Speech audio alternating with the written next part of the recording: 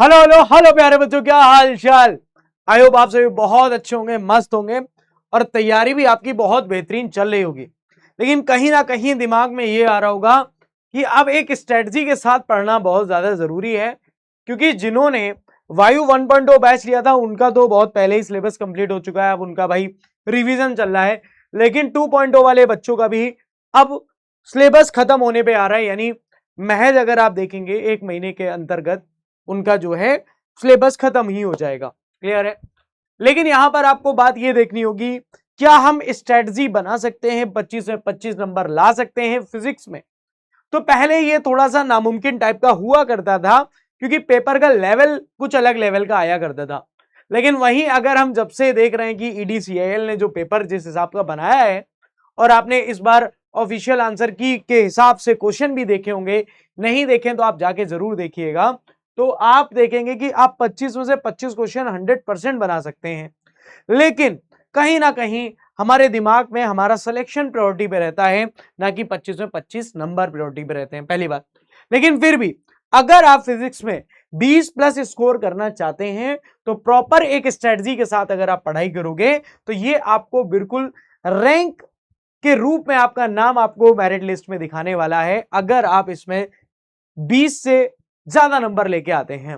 क्योंकि कहीं ना कहीं जो भी नंबर आप लेके आते हैं, चाहे वो मैथ्स में हो, चाहे वो इंग्लिश में हो, चाहे वो फिजिक्स में हो, अपने आप में आपके रैंक को ऊपर लेके जाता है। चलिए, विदाउट टाइम वेस्ट यहां पर हम लोग एक चीज देखने वाले हैं कि किस किस टॉपिक से कौन कौन से क्वेश्चन आते हैं, कौन से ज्यादा इंपॉर्टेंट है, किन चैप्टर्स को हम छोड़ सकते हैं, किन चैप्टर्स को हमें करना ही है, उन चैप्टर्स में हमको क्या पढ़ना है। ये बहुत सारी बातें आप अक्सर पूछा करते हैं, किससे में न्यूमेरिकल लगाना है, क्या जो पेपर आता है सर उसमें न्यूमेरिकल ज्यादा आते हैं या उसमें कॉन्सेप्चुअल क्वेश्चन ज्यादा आते हैं। तो पहली बात का आपका जवाब है कि उसमें कॉन्सेप्चुअल क्वेश्चन ज्यादा आते हैं। यानी लगभग 60-40 का रेशियो रहता है, 60% आपके कॉन्सेप्चुअल क्वेश्चन आएंगे, वहीं अगर 40% की बात करेंगे तो वो आपके न्यूमेरिकल टाइप के क्वेश्चंस आते हैं, वो भी बहुत बेसिक से आते हैं। क्लियर। और जिन बच्चों को न्यूमेरिकल लगाने में प्रॉब्लम है, उनके लिए भी एक रामबाण लेके आया हूं, लेकिन आपको लास्ट तक रुकना होगा। अगर आपको न्यूमेरिकल लगाने में बिल्कुल भी प्रॉब्लम आ रही है, बहुत परेशान हो चुके हो, सर पता ही नहीं लगता कौन सा फॉर्मूला लगाना है, अगर ये सारी बातें तुम्हारे दिमाग में चल रही हैं, तो भाई बिल्कुल सही वीडियो आप देख रहे हो। चलिए, तो हम यहां पर स्टार्ट करते हैं इंपॉर्टेंट टॉपिक्स की। सबसे पहली बात, अगर हम मैकेनिक्स की बात करेंगे, ठीक है, तो उसमें सबसे इंपॉर्टेंट बात आती है कि यूनिट डायमेंशन। ठीक है, मैकेनिक्स में बात करेंगे तो हम यूनिट डायमेंशन हो गया, वर्क पावर एनर्जी हो गया, ग्रेविटेशन हो गया, वेक्टर हो गया, बहुत सारी चीजें, 1D 2D, ये सारी चीजें आपको, ठीक है। तो ये 1D 2D ये काइनेमेटिक्स का पार्ट होता है, ये सारी चीजें आपको बहुत अच्छे से चीजें समझनी होंगी, ध्यान से समझना। देखो सबसे इंपॉर्टेंट कि यूनिट डायमेंशन तो आनी ही आनी है। यूनिट डायमेंशन का एक क्वेश्चन, एक सवाल बनना ही बनना है। यानी देखा जाए तो अब आपके 24 सवाल बचे हैं, आपको पता है कि एक सवाल यहां से बनेगा, लेकिन यूनिट डायमेंशन तो इतनी ज्यादा है सर, याद कैसे करें। ओके, कोई बात नहीं, आप डिफेंस वाला सैनिक चैनल पर जाइए, वहां सर्च करिए unit dimension by Mohit Sharma sir, वहां आपको एक वीडियो मिलेगा, वो वीडियो आप जाके देख लेना। अगर वो वीडियो नहीं देखना है, कोई लेटेस्ट वीडियो देखना है, कोई नया वीडियो देखना है, तो उसका भी मैं अभी एक बता रहा हूं सोर्स, आराम से पहले सुन लो। तो यूनिट डायमेंशन से एक क्वेश्चन आना ही आना है, लेकिन कभी कभी तो बहुत लप्पू सा क्वेश्चन आ जाता है, लेकिन कभी कभी बहुत शेर टाइप का क्वेश्चन आता है। भाई लप्पू सा क्वेश्चन कैसा होगा, जैसे फोर्स की डायमेंशन बता दो, वर्क की डायमेंशन बता दो, ये तो भाई बिल्कुल आप बहुत जल्दी बता दोगे। लेकिन अगर वहीं आपसे पूछ ले म्यू नॉट एप्सिलॉन नॉट, आपके विस्कोसिटी कोएफिशिएंट का पूछ ले, आपको के लिए डायमेंशन पूछ ले, वहीं आपको म्यू का डायमेंशन पूछ ले, वहीं आपको सरफेस टेंशन का पूछ ले, वहीं आपसे अगर यंग मॉडुलस का पूछ ले, ठीक है। ये अगर हम के की बात करें तो के में आपको दो चीजें देखने को मिलती हैं, ये स्प्रिंग कांस्टेंट भी हो सकता है, ठीक है, जिसको हम फोर्स कांस्टेंट भी बोलते हैं, और कहीं कहीं ये आपको ऊष्मा चालकता गुणांक यानी thermal conductivity, coefficient of thermal conductivity, आपको ये के में पूछ सकते हैं, ठीक है। वो तो वहां पर वो लिख के देता है जो भी आपसे पूछेगा, तो इस टाइप के आपको डायमेंशन पूछ सकता है, तो ये आपको याद रखने होंगे। लेकिन सर ये हम याद कैसे करेंगे सर, क्या हमें रटने पड़ेंगे? नहीं, रटना किसी को कुछ भी नहीं है। अगर आपको सिस्टमैटिक ढंग से डायमेंशन निकालना आता है तो आपको रटने की कोई जरूरत नहीं है। तो पहली बात तो भाई अपने जहां भी आप पढ़ते हो वहां पर एक चार्ट बना के इनकी डायमेंशन लिख के रख लो, जो जो इंपॉर्टेंट है। आप कहोगे सर हमें पता ही नहीं है कौन कौन सी डायमेंशन इंपॉर्टेंट है, हम कैसे नोट्स बनाएंगे, सर हमारे तो नोट्स नहीं बने। ये उन बच्चों के दिमाग में सवाल आ रहा होगा जिन्होंने प्रॉपर क्लास नहीं ली है, या उन बच्चों के दिमाग में ये सवाल आ रहा होगा जिन्होंने अभी तक यूनिट डायमेंशन मुझसे नहीं पढ़ी है। क्लियर, ये भी हो सकता है, लेकिन कोई बात नहीं, उसका भी मैं सोल्यूशन अभी थोड़ी देर में बताने वाला हूं। वहीं जब हम आगे बढ़ते हैं तो वेक्टर की बात आती है। वेक्टर में आपको डॉट प्रोडक्ट, क्रॉस प्रोडक्ट, आपको एंगल निकालना, ये तीन चीज अगर आती हैं तो वेक्टर का सवाल आपसे नहीं छूटने वाला है। और अगर आपको बेसिक्स पता है वेक्टर के कि कौन सी क्वांटिटी वेक्टर है, कौन सी क्वांटिटी वेक्टर नहीं है, कौन सी स्केलर है, कौन वेक्टर है, ये सारी चीजें पता है तो आप ये सवाल कर पाएंगे। वहीं अगर हम बात करें वर्क पावर एनर्जी की, भाई हर साल एक सवाल जरूर आता है वर्क पावर एनर्जी से। ग्रेविटेशन से बात करें तो इससे बेसिक सवाल आपके आएंगे, न्यूमेरिकल इससे बनेंगे, इन दोनों से न्यूमेरिकल बनेंगे, ठीक है, इन दोनों से न्यूमेरिकल बनेंगे, लेकिन आएंगे जरूर। वहीं अगर 1D की बात करें, वहीं अगर हम 2D की बात करें तो 1D में आप जानते हैं कि इंस्टेंटेनियस स्पीड और एक्सीलरेशन निकालने को बार बार पूछ रहा है। वहीं अगर आप इसमें लॉ ऑफ मोशन की बात करेंगे तो लॉ ऑफ मोशन में न्यूटन का सेकंड लॉ पूछ लेता है। हालांकि मैंने यहां नहीं लिखा क्योंकि वो बेसिक है, वो आपको आता ही होगा, हर एक बच्चे को आता होगा, नहीं आता है तो भी आप यहां पर एड ऑन कर सकते हो कि वहां से अब वो पुली टाइप, ठीक है, ब्लॉकचेन सिस्टम, हालांकि मैं पढ़ाता हूं लेकिन बहुत रेयर पूछता है, अब पिछले 5 से 7 साल में तो पूछा ही नहीं गया है, लेकिन फिर भी मैं बच्चों को पढ़ाता हूं कि भाई कभी भी आ सकता है। क्लियर, कोई बात नहीं। फिर भी जिन बच्चों ने मुझसे पुली सिस्टम, चाहे वो ब्लॉकचेन सिस्टम हो, ये पढ़ा हुआ है तो उसका भाई क्वेश्चन नहीं रुकने वाला है, वो कर लेगा। फिर भी मैं आपको प्रैक्टिस भी कराऊंगा। लेकिन नेक्स्ट हम चलते हैं, अगर यही बात करें हम सर्कुलर मोशन और यहां पर अगर प्रोजेक्टाइल मोशन, तो उसका बेसिक कॉन्सेप्ट आपको आने चाहिए। प्रोजेक्टाइल मोशन और सर्कुलर मोशन के बेसिक कॉन्सेप्ट आने चाहिए, बेसिक क्वेश्चन आने चाहिए, बेसिक फॉर्मूले बेस्ड क्वेश्चन आने चाहिए, ठीक है, वो भी अपन कराएंगे। वहीं अगर फ्रिक्शन की भी बात करेंगे, जैसे इसमें फ्रिक्शन एड ऑन करना है, तो फ्रिक्शन में फ्रिक्शन कोएफिशिएंट के बारे में अगर आपको थोड़ा बहुत पता है तो आपका काम चल जाएगा। जैसे मैंने यहाँ पर फ्रिक्शन कोएफिशिएंट के बारे में यहां पर बात करी, म्यू के बारे में बात करी। अब हम आगे बढ़ते हैं वेव के बारे में। वेव क्या है ना, वेव बहुत बेसिक चीजें अगर आपको बताएं, बेसिक कंसेप्ट आपको बताएं कि प्रोग्रेसिव वेव कौन सी होती है, स्टेशनरी वेव कौन सी होती है, ढोलक तबला गिटार सितार इनमें कौन सी वेव होती है, ठीक है, ये सब आपको बताएं। लाइट वेव कैसी वेव है, साउंड वेव कैसी वेव है, ये सारी चीजें बताएं आपको। नोड क्या होते हैं, एंटी नोड क्या होते हैं, open organ pipe, close organ pipe, ये सारी चीजें अगर आपको बताएं, ये बेसिक कंसेप्ट अगर आपको बताएं, तो वेव का एक भी क्वेश्चन आपका नहीं छूटने वाला है। और नहीं पता है तो उसका भी मैं आपको इलाज बताऊंगा, अभी रुक जाओ, थोड़ा रुक जाओ भाई। वहीं अगर हम बात करें इलेक्ट्रोस्टैटिक की, वहीं अगर हम बात करें करंट इलेक्ट्रिसिटी की, तो भाई इससे क्वेश्चन आएगा ही आएगा। इससे दो क्वेश्चन आते हैं। सबसे पहला जो प्रश्न बनेगा वो आपका बनेगा ओम्स लॉ के रेजिस्टेंस और या फिर बैटरी वाले चैप्टर से आपको इंटरनल रेजिस्टेंस निकालने के लिए, ठीक है, यहां से आपको प्रश्न बनेगा। तो रेजिस्टेंस में वो कैसे भी सवाल पूछ सकता है, ठीक है, लेकिन एक बात ध्यान समझना, ओम्स लॉ से रिलेटेड सवाल ज्यादा पूछे गए हैं।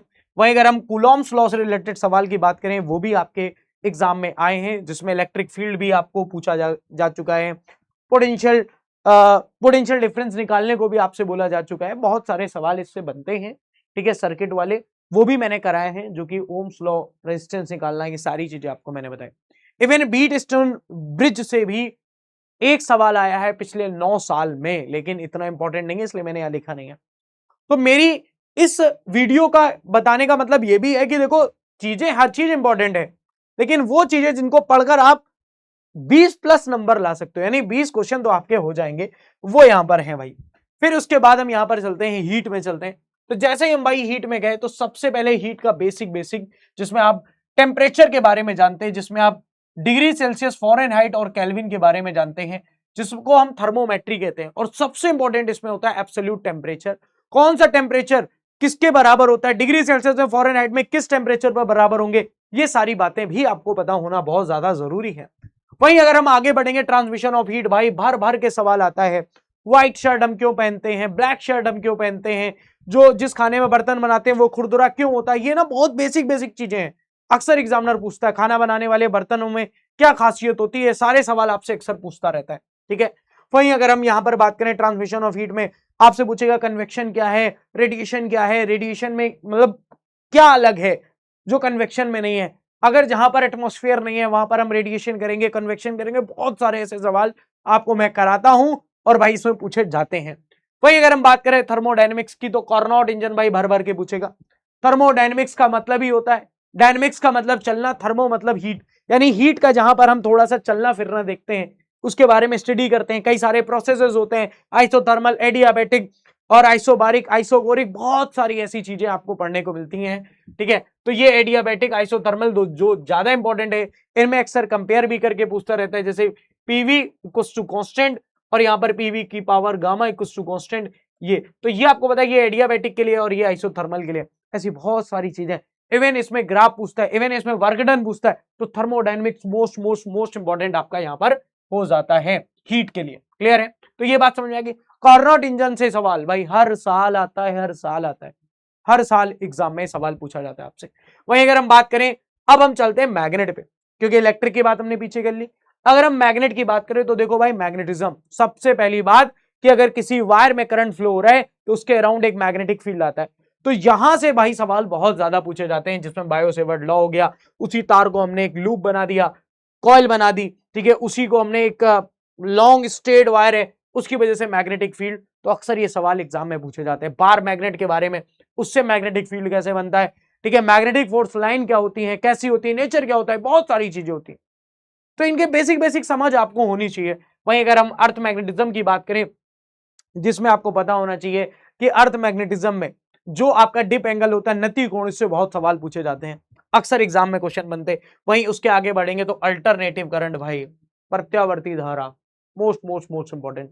और इसमें कुछ पढ़ना ना पढ़ना, लेकिन जेड यानी प्रतिबाधा, इंपीडेंस निकालना पढ़ लेना भाई। और इसका जो सबसे इंपॉर्टेंट पार्ट है वो है एलसीआर सर्किट।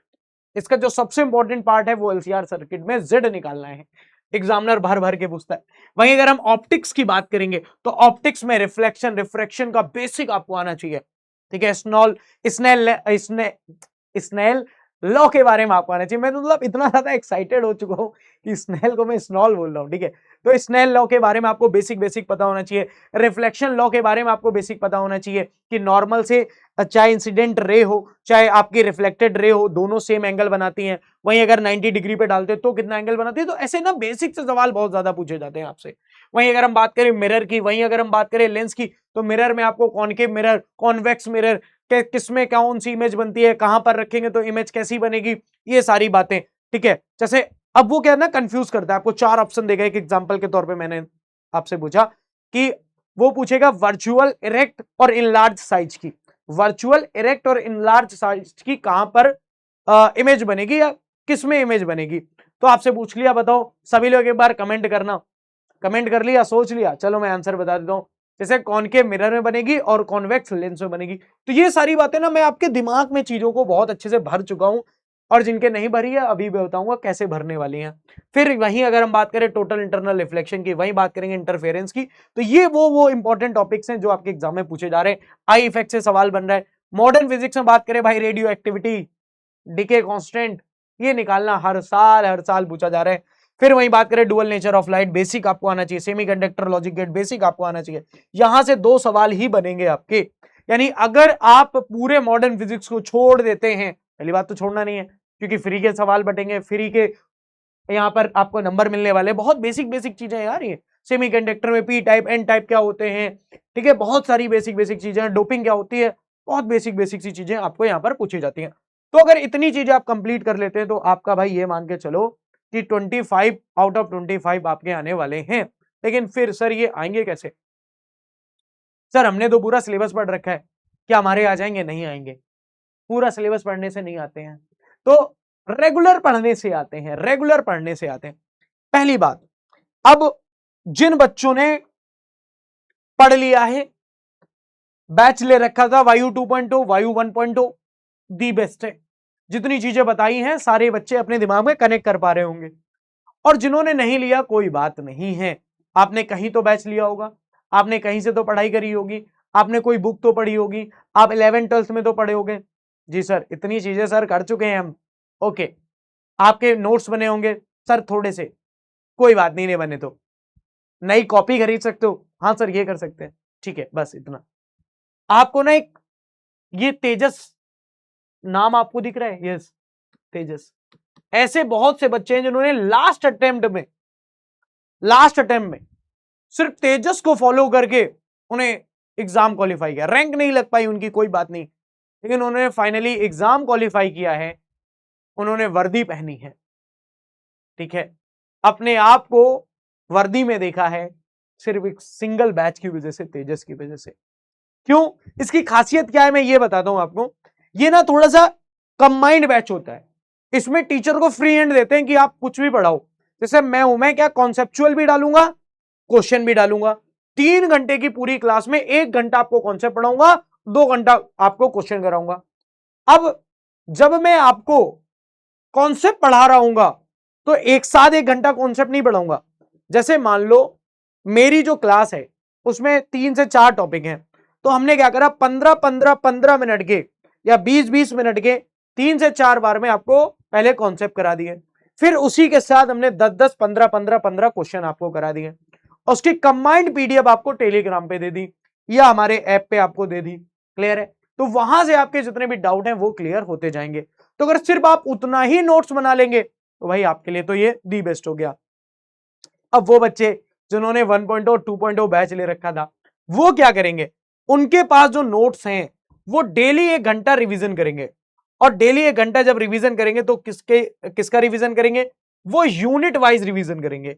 यूनिट वाइज का मतलब जैसे अब अगर उन्होंने आज रिवीजन करना है तो यूनिट डायमेंशन का करना है, नेक्स्ट डे उनको करना है तो पूरी काइनेमेटिक्स जिसमें आपका 1D 2D और लॉ ऑफ मोशन सब कुछ, ईच एंड एवरीथिंग, सब कुछ जो मैंने पढ़ा है वो करना है, इवन फ्रिक्शन भी उसमें ऐड कर लो। फिर नेक्स्ट डे उनको क्या लेना है? फिर उनको वर्क पावर एनर्जी लेना है, फिर वहीं पे फ्लूइड मैकेनिक्स भी ले लेनी है जिसमें आपका सरफेस टेंशन है, ये सारी चीजें हैं। फिर आप इलास्टिसिटी भी थोड़ा बहुत पढ़ लो वहां से, ठीक है। तो मेरा कहने का मतलब है ये आपको 1 घंटे रिवीजन करते हुए चलना है। 1 घंटा लिया तो पूरी मैग्नेट ली 1 घंटे में खत्म, पूरी आपने इलेक्ट्रिसिटी ली 1 घंटे में खत्म, पूरी मॉडर्न ली 1 घंटे में खत्म, मैग्नेट ली 1 घंटे में खत्म। इसमें 1 घंटे में क्या क्या होगा? आप सिर्फ और सिर्फ पेज देखेंगे, अपने लेक्चर को अपने दिमाग में याद करेंगे कि भैया ने क्या बताया था, हालांकि वहां लिखा होगा फिर भी आपको वो चीजें रिमाइंड करनी है। फास्ट फास्ट फास्ट फास्ट ये चीजें आपको करनी है। 1 घंटा रिवीजन ये आपको रामबाण साबित हो जाएगा अगर आप इसको अभी से कंटिन्यू करोगे तो। और तेजस के नोट्स बनाने, अब जिन बच्चों ने 1.0 में बैच ले रखा है, जिन्होंने 2.0 में बैच ले रखा है, नोट्स बने, उनको तेजस के नोट्स नहीं बनाने हैं। अलग से कोई सवाल दिख रहा है, कुछ चीजें अलग से मैंने बता दी, मान लो कुछ डिपेंडेंसी बता दी, जैसे मैंने बताई कि अगर हम टेम्परेचर बढ़ा रहे हैं तो चाहे वो विस्कोसिटी हो, चाहे वो इलास्टिसिटी हो, वो घट रही है, चाहे वो सरफेस टेंशन हो, घट रही है, ठीक है। अगर हमने टेम्परेचर बढ़ाया है, वहीं अगर हम बात करेंगे रेजिस्टेंस की तो रेजिस्टेंस क्या है? बढ़ रहा है। स्पेसिफिक रेजिस्टेंस क्या है? बढ़ रहा है। वहीं इंटरनल रेजिस्टेंस क्या है? घट रहा है। तो ये मैंने जब एक साथ लिखा है, वो आप अगर नोट्स बना के लिखना चाहते हो तो आप लिख सकते हो, फ्री हैंड है। पॉइंट समझ रहे हो? आपको करना क्या है? तो ये चीजें थोड़ी आपको क्लियर होनी चाहिए। सिर्फ टेम्परेचर से मैंने इतनी सारी चीजें, कितनी डिपेंडेंसी होती है ये बता दी। वहीं अगर मैं कुछ और चीजें बताने लगा, जस्ट लाइक मैंने बताया कि कोई कोएफिशिएंट है तो किन किन चीजों पर डिपेंड करता है, क्योंकि देखो एयरफोर्स में ना इतनी सारी फिजिक्स नहीं पढ़नी है आपको, वो सिलेक्टिव टॉपिक्स पढ़ने हैं जिनसे सिलेक्शन होना है। क्लियर है? तो इसको मैं हटा दूं। अब लेकिन इसमें कुछ ट्विस्ट है, जैसे हम विस्कोसिटी की बात करें तो गैसेस के केस में उल्टा हो जाएगा, टेम्परेचर बढ़ाओगे तो बढ़ जाए, बहुत सारी चीजें। वहीं प्रेशर पे अगर डिपेंडेंसी बात करेंगे तो वो अगर हम सिर्फ और सिर्फ स्पेसिफिक इसी के लिए बात करते तो बताते, लेकिन टेम्परेचर के लिए तो सबके लिए मैंने एक साथ बता दी। इसीलिए मैं कह रहा हूं बाबू, आपको जो इंपॉर्टेंट लगेगा वो आपको नोट्स बनाना है, जिन्होंने बैच ले रखा है। लेकिन जिन्होंने बैच नहीं ले रखा वो नोट्स बनाएंगे। तो ये चीज मैं आप पे छोड़ रहा हूं, लेकिन आराम से आपको कंप्लीट पूरी क्लास देखनी है तेजस की, अगर आपको सिलेक्शन चाहिए तो। और अगर 1 साल और देना चाहते हो तो भाई जो चल रहा है चलने दो, ठीक है। चलो ओके। तो आई होप आप सभी को बहुत अच्छे से चीजें समझ में आई होंगी। मुझे लग रहा है थोड़ा बड़ा वीडियो हो गया है, बट कोई नहीं, आपको पूरी इंफॉर्मेशन मैंने दी है। अगर आपको टॉपिक वाइज कितने कितने नंबर हर साल आया है, अगर ये चाहिए, ये डेटा चाहिए तो बताना, उस पर भी एक वीडियो बना दूंगा। कमेंट करके जरूर जाना अगर आपको ऐसा लगता है कि उस पर वीडियो बनानी चाहिए तो। ओके, जय हिंद।